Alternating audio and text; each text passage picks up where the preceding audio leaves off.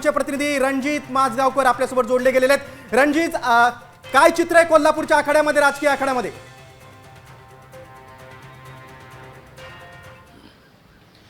खरं तर आता झालेली निवडणूक ही कार्यकर्त्यांची निवडणूक असं म्हटलं जातं, मात्र या निवडणुकीमध्ये सर्वाधिक लक्ष हे राज्यातल्या दिग्गज नेत्यांनी घातलं होतं।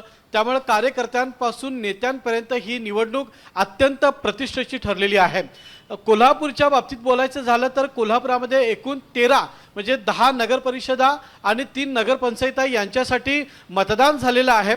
आणि यात प्रामुख्याने राष्ट्रवादीचे हसन मुश्रीफ, काँग्रेसचे सतेज पाटील, त्यानंतर भारतीय जनता पार्टीचे नेते धनंजय महाडिक यासह राजेंद्र पाटील यड्रावकर या दिग्गज नेत्यांची प्रतिष्ठा पणाला लागलेली आहे। एकूणच या 13ही नगरपंचायत नगरपरिषदांचा आपण कल पाहिला तर या परिषदेमध्ये आपलाच उमेदवार व्हावा, त्या पद्धतीनं नगराध्यक्षपद आपल्यालाच मिळावं यासाठी चुरशीनं नागरिकांनी मतदान केलेलं आहे।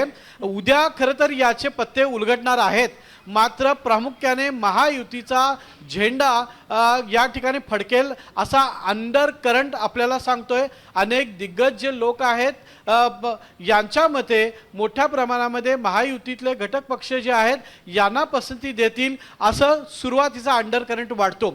मात्र यातली दुसरी महत्त्वाची एक गोष्ट अशी आहे की जिल्हा या निवडणुकांमध्ये एकूण जिल्ह्यामध्ये जिथं जिथं युती आघाडी झाली यामध्ये मात्र काही ठिकाणी अभद्र युत्या झाल्याचं आपल्याला पाहायला मिळतं। उदाहरणार्थ भाजप, शिवसेना, काँग्रेस एकत्र एका बाजूला राष्ट्रवादीला बाजूला केलं आणि त्यांच्या विरोधामध्ये भाजप आणि काँग्रेस जनता दल एकत्र अशा पद्धतीच्या अनेक आघाड्या झालेल्या आहेत। आणि राजकीय दृष्ट्या आपले लोक यात निवडून यावेत, आपली पोळी भाजली जावी अशा पद्धतीचे प्रयत्न स्थानिक गटाच्या माध्यमातून झालेले आहेत। त्यामुळे कोल्हापूर जिल्ह्याची ही निवडणूक लक्षवेधी झाल्याचं नक्कीच रणजित मी तुझ्याकडे पुन्हा एकदा